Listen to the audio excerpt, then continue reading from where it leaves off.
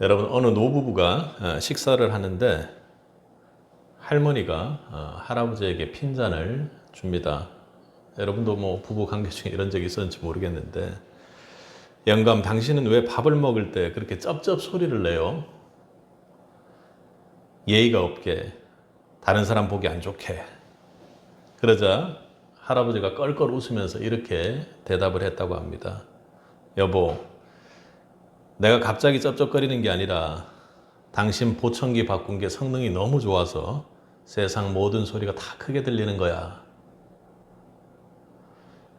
그렇습니다. 우리는 종종 이렇게 우리에게 들리는 대로, 또 우리가 보는 대로 그것이 절대적으로 옳다고 믿으면서 옆 사람을 교정하려고 합니다. 그런데 여러분, 하나님께서 우리 인간을 창조하시면서 가장 먼저 주신 복이 무엇입니까? 생육하고 번성하라 라는 말씀입니다. 그런데 이것은 단순히 숫자를 늘려가고 그렇게 복을 많이 받아라 그런 의미를 넘어서 우리가 생육하고 또 그 생육한 관계끼리 서로 관계를 충만히 맺으면서 번성하라는 관계의 충만도 이루라는 축복입니다. 그런데 오늘 우리의 관계는 어떻습니까? 앞서 유머처럼 이야기했던 그 노부부의 관계 속에서 보는 것처럼 우리는 우리 기준대로 다른 사람들을 판단하고 또 생각하기 때문에 풍성하기는커녕 비틀리고 메말라가고 있습니다. 하나의 복을 담아서 그리고 풍성하게 하나님께서 내리신 처음에 복된 지상 명령을 우리는 이루어 나가야 되는데, 우리의 관계 속에서는 웬걸 번성하는 것은커녕 갈등과 상처로 오히려 조각나 있고 파편화되어 있는 우리를 보게 됩니다. 여러분, 왜 그럴까요? 그것은 왜 그렇습니까? 오늘 본문의 말씀을 중심으로 보면 우리의 마음 한구석에 멈추지 않고 돌아가는 자동화된 정죄의 공장 때문입니다. 우리는 너무 유능한 재판관들이죠. 교회 문을 나서는 순간부터 우리는 타인의 인생을 스캔하고 분석하고 낙인을 찍습니다. 저 사람은 왜 저 모양이야? 저 집사는 아직 멀었어.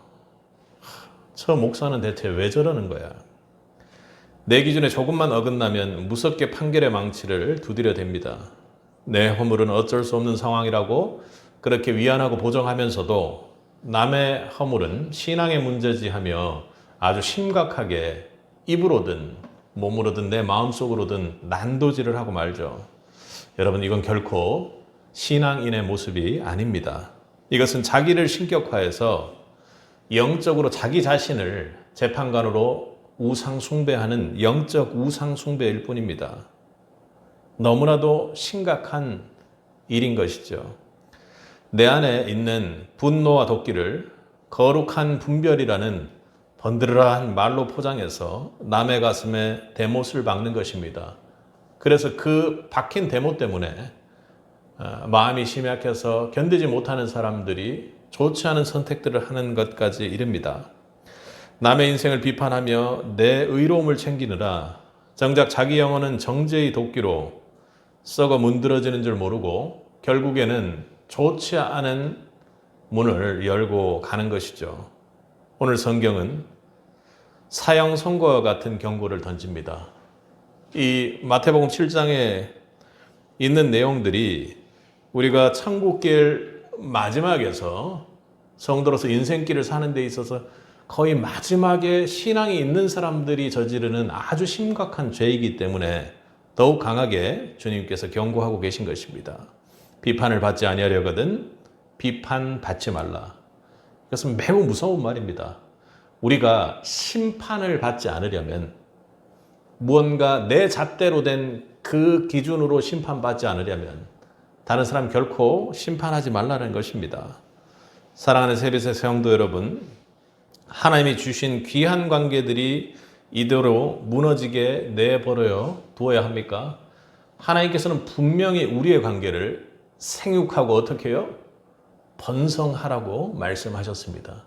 그런데 우리의 비판과 잘못된 판단과 공장과도 같은 쏟아지는 그 정죄함으로 인해 여러분의 관계가 파편화된다는 것은 주님께서 우리에게 맡기신 기본적인 사명조차도 결코 이루어낼 수 없다는 것입니다. 여러분, 하나님이 주신 그 귀한 관계를 이대로 무너지게 내버려 두겠습니까?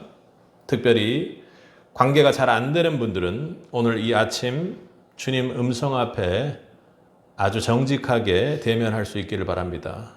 우리는 죽어가는 관계를 살려내기 위해 무엇을 해야 합니까? 먼저 첫 번째는 나의 위치의 문제인데요.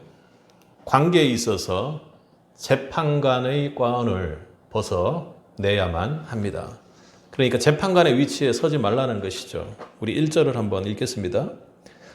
비판을 받지 아니하려거든 비판하지 말라.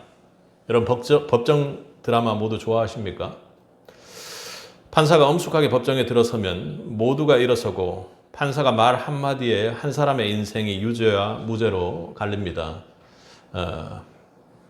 이 시대에 참으로 안타까운 시대적인 역사적으로 암울한 시기입니다.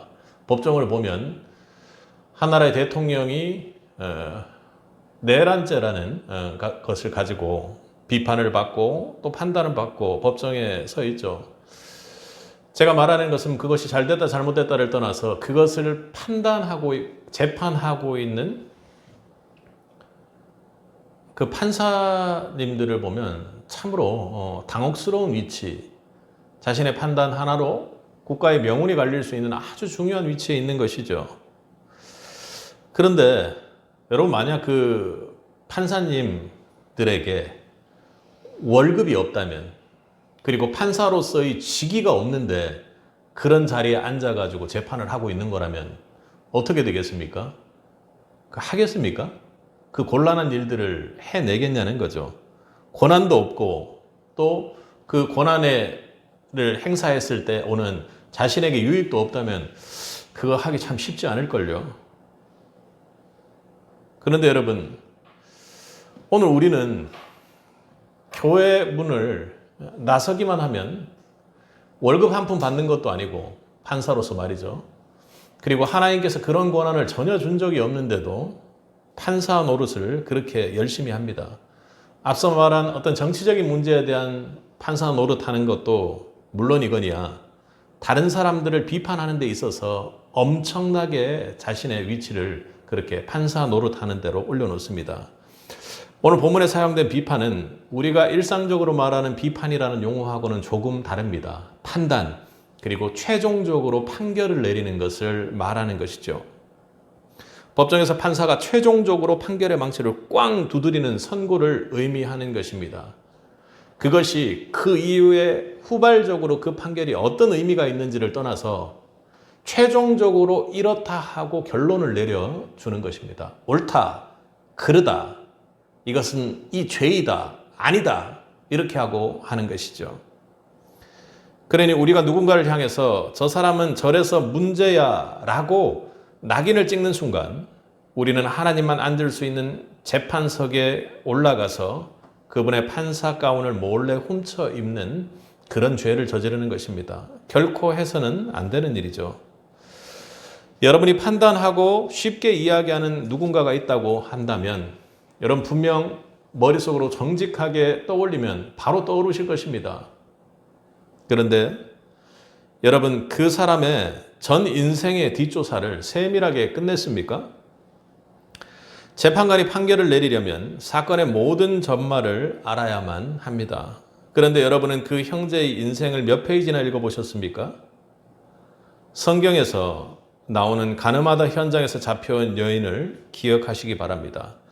사람들은 이미 돌을 들고 죽여야만 마땅하다는 판결문을 입에 물고 있었습니다. 하지만 주님께서는 무엇인지 땅에 쓰시면서 그들의 판사 가운을 강제로 벗기셨습니다. 결코 그래서는 안 된다. 죄 없는 자가 먼저 치라. 그가 어젯밤 어떤 지옥과도 같은 고통 속에 있었는지, 물론 그녀를 비호하려는 것은 아니었을 것입니다. 그를 비참한 자리로 밀어넣은 환경이 대체 무엇인지 우리는 단 1%도 모릅니다. 그 자리에 불려온 그 간음했다고 지칭받는 그 여인이 그 직전에 대체 무슨 생각으로 어떤 모습으로 있었는지 전혀 알 수가 없다는 것이죠. 그런데 우리는 눈에 보이는 단편적인 정보를 몇 개를 가지고 그 인생 전체를 유죄로 확정짓는 말을 서슴지 않고 해버립니다. 그리고 그렇게 생각을 하고 내 영혼이 그렇게 다른 사람을 정죄하기 시작하는 것입니다. 이것은 밖으로 보면 정보의 난도질입니다. 여러분 그런 말씀 많이 들어보셨죠? 악마적인 편집이다. 뉴스 같은데 그런 말 나오지 않습니까? 내가 스스로 그 사람에 대해서 악마적인 편집을 해서 그렇게 보고 있다는 것을 기억해야 합니다. 모든 것을 아시는 하나님 앞에서 아무것도 모르는 우리가 재판의 망치를 휘두르는 것, 이것만큼 가장 고약하고 나쁜 신성 모독은 없을 것입니다. 본문에서 말하는 비판, 그러니 다른 사람을 판단하고 정죄하고 판결 내리는 것은 나를 하나님의 자리에 올려놓는 영적인 교만을 넘어 오만한 자세입니다.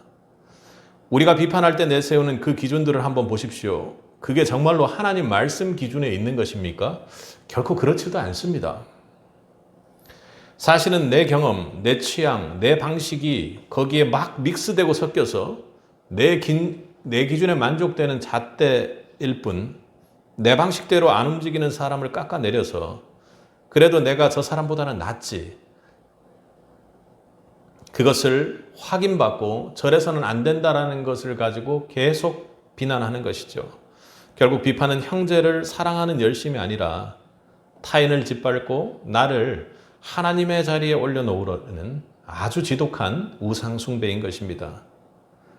여러분이 세운 그 법정이 여러분을 가두는 그런 감옥이 된다고 오늘 본문은 아주 심각하게 경고를 하고 있습니다. 2절 상반절을 보면 너희가 비판하는 그 비판으로 너희가 비판을 받을 것이요. 이것은 무서운 영적 부메랑입니다. 남을 정죄하려고 세운 그 서슬퍼런 오름의 법정이 결국 나를 가두는 감옥이 됩니다. 남의 목에 들이댄 그 날카로운 칼날이 그대로 내 목을 겨누게 된다는 것이죠. 비판의 잣대를 세우는 순간 당신은 하나님의 은혜가 아니라 내가 만든 그 지독한 법의 지배를 받기로 스스로 작정한 것이기 때문에 그렇습니다. 그러니까 나는 하나님의 판단이 나에게 작용하는 것도 원치 않는다. 내가 내 스스로를 판단할 뿐이다 하고 그렇게 사단의 게임에 빠져 그 길로 가고 있는 것이죠. 사랑하는 세뱃의 성도 여러분, 부활 다음 주일 주님께서 이렇게 우리에게 주시는 말씀은 영혼을 사는데 가장 지장이 되는 것들 중에 하나가 주님을 믿고 주님의 자녀로 살면서 그것이 내 위치가 하나님의 위치인 양 혼동돼서 나를 재판관의 위치에 올려놓는 것입니다. 그러니 여러분, 권한도 준 적 없고 또 그걸로 인해서 유익도 전혀 없는 그 재판관의 위치에서 즉시 은퇴하시기 바랍니다. 그리고 여러분의 관계에서 중보자의 위치로 새롭게 태어날 수 있길 바랍니다. 입법자와 재판관은 오직 한 분이시니 그분은 능히 구원하기도 하시며 멸하기도 하시느니라. 너는 누구이기에 이웃을 비판하느냐? 여러분 오늘부로 그 재판관의 은퇴 선언을 꼭 하시기 바랍니다. 하나님의 가운을 몰래 훔쳐입고 법정에서 판사 노릇하는 그거 이제 그만할 때가 된 것입니다. 반드시 그만하셔야만 합니다. 이제 우리는 어떻게 해야 합니까? 남의 허물이 보이는 거 그거 어떻게 해야 됩니까? 그거 말 안 하고 있어야 됩니까? 그럴 때 그걸 비판할 자격이 생겼다고 착각하지 마시고 대신에 하나님의 자녀로서 이 땅의 제사장으로서의 기도의 손을 세우라는, 하나님께서 여러분에게 기도의 숙제를 주셨다고 생각하고 그 영혼을 향해 여러분이 간절히 기도해 주면 어떨까요? 하나님의 당신 눈에 여러분, 그 두 눈에, 영적인 그 눈에 그 사람의 잘못을 보게 하신 건 그 영혼을 어디 가가지고 좀 비판하고 씹으라고 말씀하신 것이 아니라 그 무너진 성벽을 여러분의 중보 기도로 메워달라고 그렇게 숙제를 내어 주신 것입니다.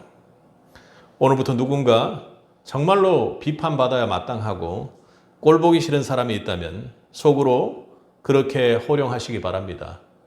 왜 나를, 사단아, 왜 나를 하나님 위치에 자꾸 올라가라고 그렇게 이야기하느냐? 나는 하나님의 자녀로서 그 영혼을 위해 중보하는 중보자가 될 것이다 하고 그렇게 말입니다. 비판의 망치를 버리고 기도의 눈물을 흘리는 세빗이 되기를 바랍니다. 그게 정말로 부활의 주님을 만나고 부활을 믿는 성도들의 영적 실력과 능력이 되기를 바랍니다. 그렇게 사는 세빗이 되기를 축복합니다. 두 번째로, 우리의 죽어가는 관계를 살리기 위해 두 번째는 방향성에 대한 문제입니다. 비판의 칼날을 너가 아닌 나에게로 향할 수 있길 바랍니다. 우리 3절을 함께 읽겠습니다. 어찌하여 형제의 눈 속에 있는 티는 보고 내 눈 속에 있는 들보는 깨닫지 못하느냐.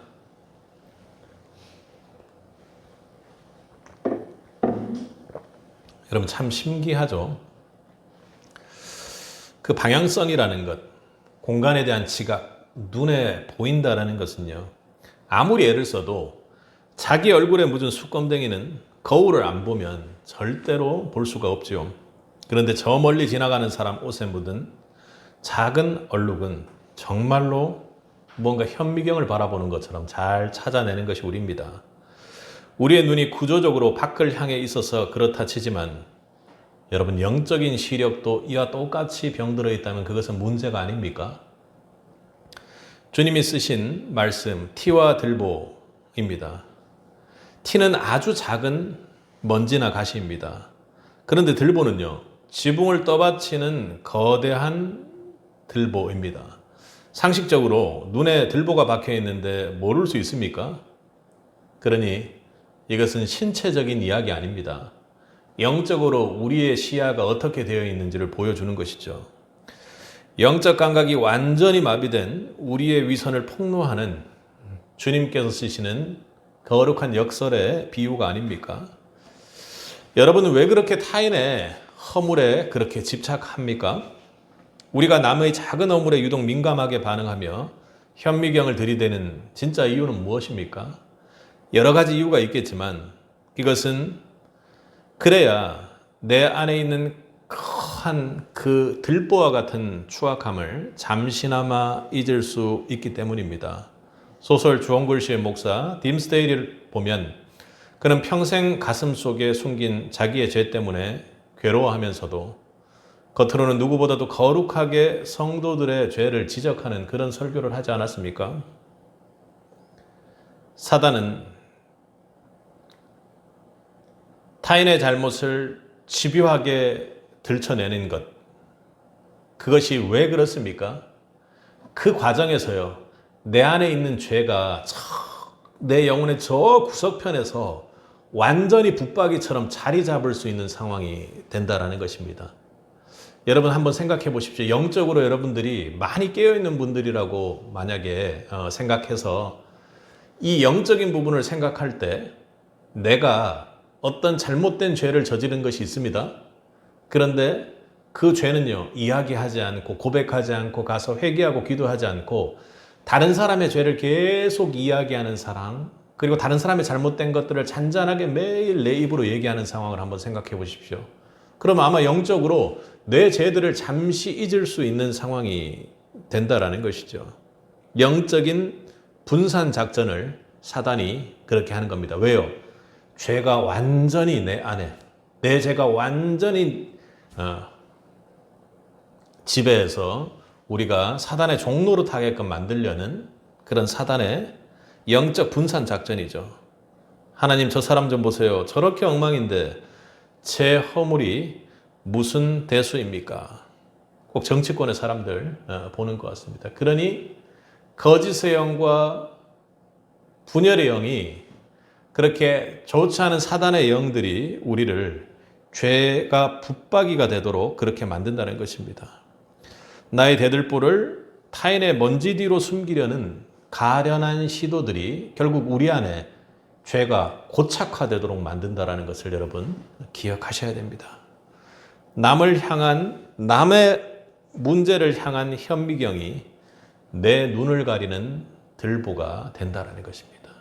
그러니 남의 잘못된 것들을 현미경으로 보면 어떻게 보입니까? 아주 세밀하고 적나라하게 보입니다. 그런데 그 현미경을 보는 동안은요, 나에게 있는 문제, 그 외적인 문제, 현미경 밖의 문제들은 전혀 보지 못한다는 것이죠. 그리고 타인을 비판하는데 에너지를 다 쓰면 자기 스스로를 기도 속에서 돌아볼 수 있는 능력이 완전히 제로가 됩니다. 타인을 향해 시력을 집중하면 할수록 내 안의 교만과 위선은 점점 더 거대해져서 마침내 내 영혼의 창을 완전히 가로막아 버리는 것이죠. 들보가 눈을 가리고 있으니 이제는 무엇이 옳고 그른지조차도 생각할 수 없는 영적 소경이 되어버리는 것입니다. 결국 비판은 상대를 교정하는 도구가 아니라 나를 복음으로부터 영원히 격리시키는 가림막이 되어버린다는 것입니다. 매우 무서운 일이죠. 예수님께서 지금 마태복음 7장에서 산상수훈 이후에 그런 이야기들을 하고 있는 것이 이것이 매우 중요한 일들이기 때문에 그렇습니다. 7장 이후에 좁은 문에 대한 이야기, 그리고 구하라, 찾으라, 두드리라는 이야기들은 주님께서 우리가 천국 길로 가고 영원한 생명의 길로 가는 그 길목 중에 거의 마지막에서 만나게 되는 믿음의 관문이 그것이 된다라는 것을 말씀하고 있는 것입니다. 여러분, 누군가를 비판하는 것, 그거 도와주려는 열심이 아닙니다. 어찌 보면 오늘 주님 4절에서 말씀하시는 것처럼 어찌하여 형제에게 말하기를 나로 너 눈 속에 있는 티를 빼게 하라 하겠느냐. 우리는 교회를 위해서, 그 사람을 위해서, 그 사람을 너무나도 사랑해서 말합니다. 하지만 내 눈에 들보가 박힌 상태에서 휘두르는 손길은 치료가 아니라 그에게 상처를 주는 흉기의 난도질이 된다는 것을 꼭 기억해야만 합니다. 내 안의 우월감을 충족시키기 위해 사랑이란 이름으로 상대의 아픈 곳을 쑤시는 것이 바로 그 모습입니다. 들보를 가진 자의 옳은 소리는 들보보다도 더 무거운 폭력이 되어 여러분이 가지고 있는 그 관계를 깨어버릴 뿐인 것입니다. 사랑하는 성도 여러분, 여러분이 다른 사람을 향해 들고 있는 그 아주 근시안적인 현미경을 집어 던져버리고 말씀의 거울 앞에 서기를 바랍니다. 하나님의 말씀은 살아있고 활력이 있어서 우리가 생각하는 것과는 전혀 다릅니다. 그리고 그 말씀을 통해 나를 비춰볼 때 좌우에 날선 어떤 검보다도 예리해서 다른 사람을 찌르는 것이 아니라 나를 찔러 나를 새롭게 하는 은혜의 역사가 있습니다. 그리고 그 말씀은 내 마음이 대체 무엇인지 판단할 수 있도록 해주는 것이죠. 사랑하는 성도 여러분, 오늘 당장 남을 들여다보는 그 정교한 현미경을 완전히 깨트려 버려야만 합니다. 그것을 들고 있는 한 여러분의 인생은 절대로 바뀌지 않습니다. 결코 바뀌지 않는다는 것입니다. 그러니 관계에 있어서 무언가를 비판하고 들여다보는 그 방향성이 다른 사람을 향해 가는 한은 여러분, 복음을 전하고 전도의 사명을 감당하는 여러분의 삶을 결코 이루어낼 수 없는 길로 가는 것이죠. 그러니 남의 티가 보일 때 우리는 어떻게 해야 합니까? 어떻게 해야 합니까? 그것은 내 티를 보라는 하나님의 신호로 기억하시기 바랍니다. 여러분, 다른 사람의 허물이 보입니까? 그건 그 사람을 정말로 잡으라는 신호, 제대로 교정하라는 신호가 아닙니다. 하나님이 여러분 안에 숨겨진 그 들보를 치울 수 있는 기회를 주시는 것이죠. 여러분, 오늘 이제 한 주간 또 새롭게 살아가면서 밖으로 나가면 시키지 않아도 어떻게 그런지 다른 사람의 허물들이 그렇게 잘 보입니다. 그런데 눈에 거슬릴 때마다 속으로 이렇게 외치시기 바랍니다. 저건 저 사람의 문제가 아니다. 나의 눈이 들보에 가려 내 영적 시야가 가려진 것이다. 주님, 내 들보를 보게 하옵소서 하고 그렇게 사단을 쫓아내고 호통치며 주님 앞에 기도하는 한 주가 되길 바랍니다. 여러분, 말씀의 거울 앞에 내가 자연스럽게 내가 가진 현미경으로 다른 사람을 보는 것이 아니라 말씀의 거울 앞에 그때 나를 세우는 그것이 신앙적인 용기요 도전이 되기를 바랍니다. 한 주간 그렇게 말씀 앞에 여러분을 비추는 새빛이 되기를 바랍니다. 세 번째로는요, 결국에는 관계 속에서 우리가 비판이 아닌 다른 무언가를 그들에게 내밀어야 한다는 것입니다. 우리 5절을 함께 읽겠습니다. 외식하는 자여, 먼저 내 눈 속에서 들보를 빼어라. 그 후에야 밝히 보고 형제의 눈 속에서 티를 빼리라. 자, 여러분, 우리는 이제 선택해야 합니다. 평생 판사의 가운을 입고 고독하게 살 것인지, 아니면 그 가운을 벗어던지고 형제의 눈 속에 있는 티를 실제로 주님께서 지금 명령하고 계신 대로 빼어내 줄 수 있는 사람이 될지 말입니다. 주님은 우리에게 그러니까 그냥 눈을 닫고 눈을 감아버려라 이렇게 하지 않았습니다. 오히려 제대로 된 시력을 회복해서 진짜 사랑을 하라고 그렇게 말씀하고 계시는 것 아닙니까? 지금 오늘 5절에서 외식하는 자여, 먼저 너의 눈 속에 들보를 빼어라. 그 후에야 밝히 보고. 그렇죠. 내 눈 속에 들보를 먼저 빼어내는 것이 먼저라고 말씀하십니다. 그리고 형제의 눈 속에 있는 티를 또 빼내어 주리라 하고 그렇게 말합니다. 고쳐 주리라 하고 그렇게 말씀하시는 거예요. 그런데 그건요, 그 사람의 티를 완전히 내가 고쳐주는 것이 아니라 주님이 하셨던 것처럼 그 시력을 회복하고 진짜 사랑으로 그들을 바라보라고 하시는 말씀입니다. 5절에서 말하는 순서가 중요한 것이죠. 내 안에 들보가 빠지는 처절한 회개를 통과해 본 사람만이 비로소 형제를 향한 긍휼의 시력을 얻게 된다는 것입니다. 여러분, 무슨 말인지 이해하십니까? 밝히 보는 것은 정죄를 하기 위함이 아니라 그들을 고쳐주기 위함입니다. 여러분, 나의 눈에 들보가 빠져나가야 시야가 열리고 그 사람을 보는 눈이 달라지는 것이죠. 이전에는 저 사람이 비판할 거리가 많고 흠잡을 거리가 많던 원수와도 같은 사람이었는데 이제는 나처럼 아픈 사람, 나처럼 주님의 도움이 절실히 필요한 형제로 보이기 시작하는 것입니다. 배신자 베드로를 찾아가신 주님을 보십시오. 너 그때 왜 그랬어? 아니, 그러지 않고 이렇게 했으면 좋았을 텐데 대체 왜 그랬냔 말이야 하고 그렇게 말씀하지 않으셨습니다. 주님은 판검사의 위치에 있으신 분이지만 그런 질문을 하지 않으셨단 말입니다. 그리고는 너가 나를 사랑하느냐라는 그 사랑의 존재의 확인을 하셨던 것이죠. 사랑하는 성도 여러분, 이것은 오해해서는 안 됩니다. 주님께서 이거 말씀하신 것이 잘못된 죄를 보고도 눈 감아주는 방관자가 되라거나 무엇이든지 다 좋다고 하는 바보와 같은 무골 호인이 되라고 그렇게 이야기하는 것이 아니죠. 비판을 멈추라는 것은 분별을 포기하라는 말이 아닙니다. 여러분, 반드시 분별해 내셔야 하는 것이죠. 다만 그 허물을 찾아낸 목적이 상대를 깎아내려 나를 높이는 것이 되어서는 결코 안 된다는 것입니다.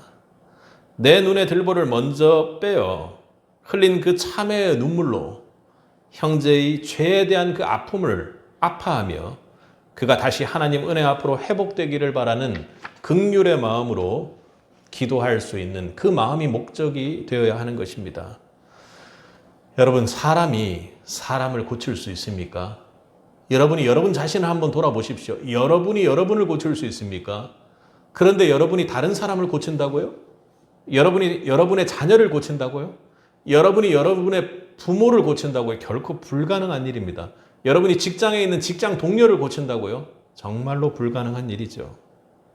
오직 하나님의 은혜만이 사람을 변화시킵니다. 아멘. 할렐루야. 여러분, 그렇게 변화되어 가는 인생을 사는 분들이 여러분임을 믿을 수 있길 바랍니다. 우리가 비판의 망치를 내려놓고 주님의 수건을 들 때 비로소 그를 살리는 하나님의 역사가 우리의 관계 사이에 생명으로 새롭게 시작될 것입니다.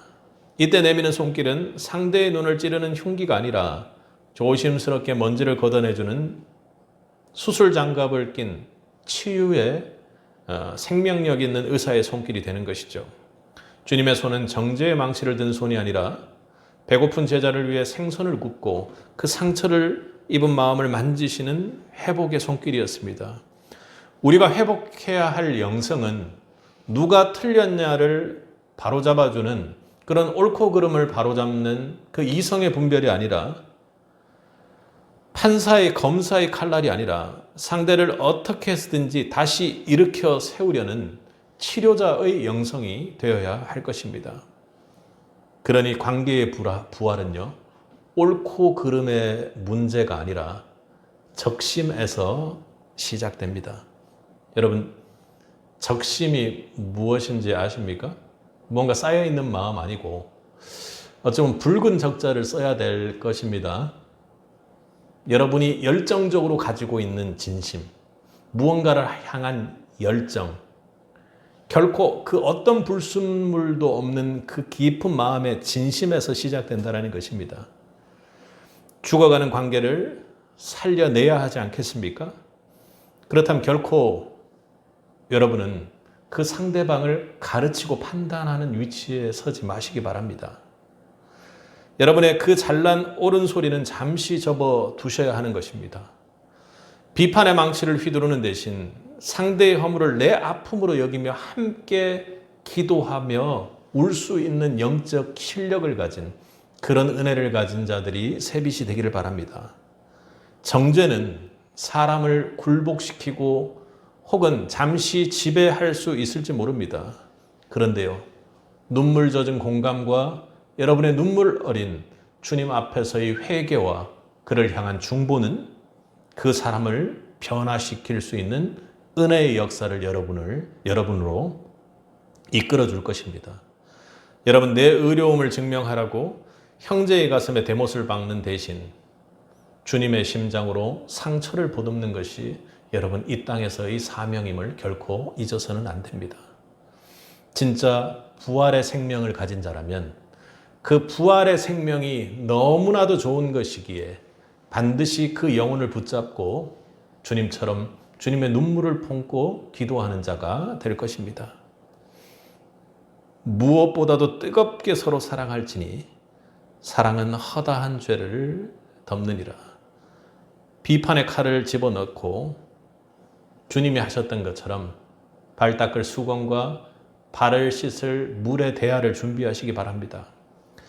여러분, 오늘 예배를 끝나고 문을 나설 때 그동안 쥐고 있던 그 비판의 칼들은 완전히 꺾어버리고 가시길 바랍니다. 그 비판의 칼날을 들고 가면 집에 가면 가족이 죽고 그걸 들고 교회에 여전히 남아있다면 교회 공동체가 반드시 깨어지게 됩니다. 그리고 또 내가 있는 직장 공동체나 사업 공동체에 가면 거기에는 결코 하나님의 복이 있을 수가 없는 것이죠. 이제 여러분이 가지고 있는 다른 사람과의 관계 속에서의 영적 대화는 분명합니다. 앞서 말했던 것처럼 형제의 허물을 씻어줄, 그 발을 씻겨줄 물과 그리고 그 발을 마르게 닦아줄 수건을 준비하십시오. 하나님이 우리에게 원하시는 것은 완벽한 재판관이 아니라 그렇게 주 안에 함께 사랑으로 성장하는 동역자들이 될 것입니다. 누가 꼴보기 싫어질 때마다 속으로 이렇게 외치십시오. 나는 비판할 자가 아니라 그 허다한 죄를 덮는 사랑을 받은 자다. 그 사람을 위해 기도할 종으로 부름받았다. 그렇게 고백하시기 바랍니다. 판단의 망치를 버리고 사랑의 수건을 드는 자가 세빗이 되길 바랍니다. 결코 주님께서 주신 그 사명을 잃어버리면 이 땅에서 정말로 여러분 신바람 나게 살기가 쉽지 않을 것입니다. 오늘 여러분에게 꼭 그 영혼을 붙잡고 기도하는 은혜가 있길 바랍니다. 오늘 설교를 마무리하면서 우리는 복음의 정점이 무엇인지 보여주는 13장의 그 장면을 떠올립니다. 말씀 준비하면서 주님이 참 많이 떠올랐습니다. 요한복음 13장의 한 장면을 보면 제자들이 주님 앞에 많이 모여 있습니다. 그들은 지금 주님을 향한 뜨거운 충성심으로 무장해 있는 상태는 아니었습니다. 서로 누가 크냐고 싸우고, 그리고 곧 주님을 팔아 넘기려고 하고요. 그리고 십자가의 그 사건이 일어날 때 주님을 저주하며 도망갈 사람들이 그렇게 모여 있는 상태입니다. 그들의 면면 내면을 보면 너무나도 추악한 상태고, 주님을 팔아 넘긴다는 것 자체는 우리로 하여금 이런 말씀을 들으면서도 금방 그 사람을 판단하게 만듭니다. 그런데 주님은 어땠겠습니까? 그들의 시커먼 속내를 주님께서는 다 알고 계셨습니다. 밝히 보고 계셨습니다. 그리고 그것을 재판하고 판결할 위치에 있는 분이 바로 그분이었습니다. 그러나 결코 그분은 그 자신의 입을 통해서 그들을 판결하는 판결문을 읽어내지 않으시고 그들을 바라보셨습니다. 오히려 보좌에서 일어나 겉옷을 벗으시고 그리고 수건을 허리에 두르시고 대야에 물을 떠서 제자들의 발을 씻기기 시작했습니다. 곧 주님을 찌를 그 더러운 발을, 그리고 주님을 버리고 도망갈, 그리고 주님을 팔아댈 그 사람들을 향해 발을 씻겨 주셨습니다. 발 앞에 엎드려서 말이죠. 주님은 제자들에게 어떤 진심을 보신 것이 아니었습니다. 제자들에게는 밝히 영적으로 분별해서 그들의 모습을 보았을 때 무언가 봐줄 만한 구석이 전혀 없었습니다. 그런데 오히려 아무 자격 없는 그들을 향해 주님의 적심, 저 심장 아래에 있는 우리를 사랑하는 그 진심의 마음을 보였습니다.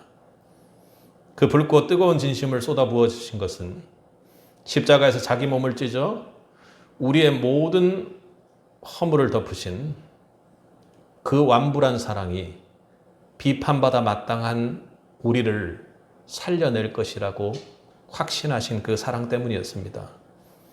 사랑하는 성도 여러분, 이제 지금 말씀을 듣고 앉아있는 여러분의 손을 바라보십시오. 그리고 소중한 사람들을 한번 떠올려 보십시오.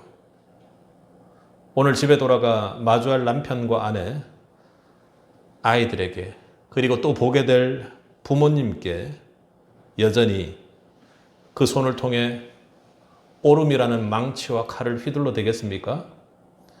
내일 직장에서 만날 그 까다로운 동료에게 내 방식만 고지하며 정죄의 칼날을 휘둘러 대겠냐고 오늘 주님은 묻고 있습니다. 그리고 교회의 지체를 향해 비판의 칼날들을 들고 휘두르는 것, 그 대체 누가 하는 것입니까? 사단이 하고 있다는 것을 결코 잊어서는 안 됩니다. 사랑하는 성도 여러분, 그 손을 들고 기도하는 자가 세빗이 되어야 합니다. 그것이 신앙이 되어야 합니다. 교계도 그렇고 정치권도 그렇고 막 여러 가지 교회가 이렇게 말세지말에는 세상의 어떤 세력들과 막 맞물려서 막 이렇게 돌아갑니다. 그런데 결코 사단의 권세를 우리는 이길 수 없습니다. 잠시도 이길 수 없습니다. 기도 외에는 결코 다른 방법이 없는 것이죠. 그것이 능력이 되어 여러분들이 좁은 문으로 주님과 함께 동행하는 제자들이 되어야 할 것입니다. 관계의 생명력은 내가 옳다는 것을 증명하는 승소 판결 때문에 나타나는 것이 아닙니다. 여러분이 그렇게 구원받았던 것처럼 말입니다.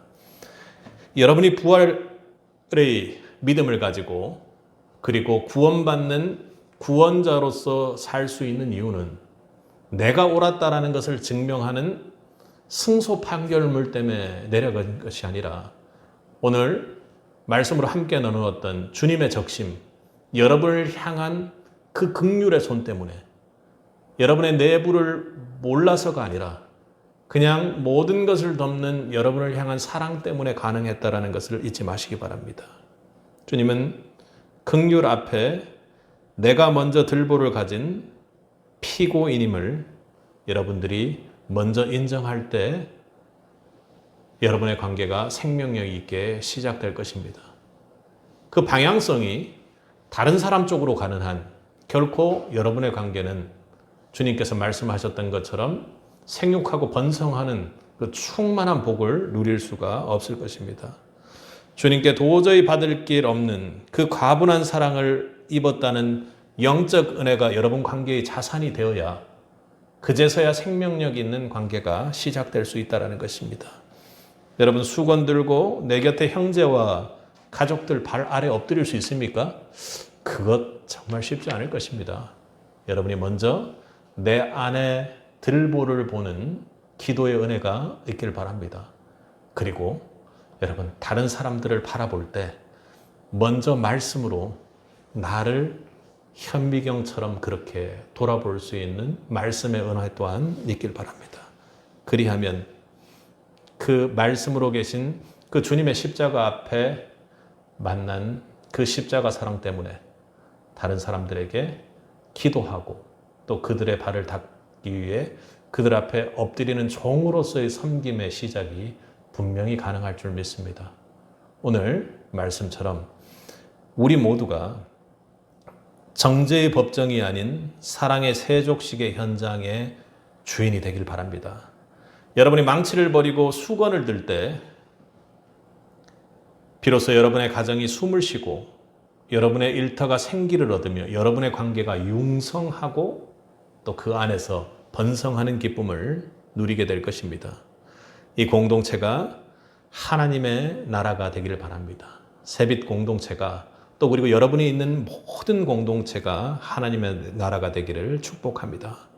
비판의 깔을 꺾고 주님의 적심으로 서로를 품어내는 진짜 부활의 성도들이 되기를 다시 새로워지는 그 관계를 맺는 세빛이 되기를 주님의 이름으로 간절히 축원합니다. 함께 기도하겠습니다.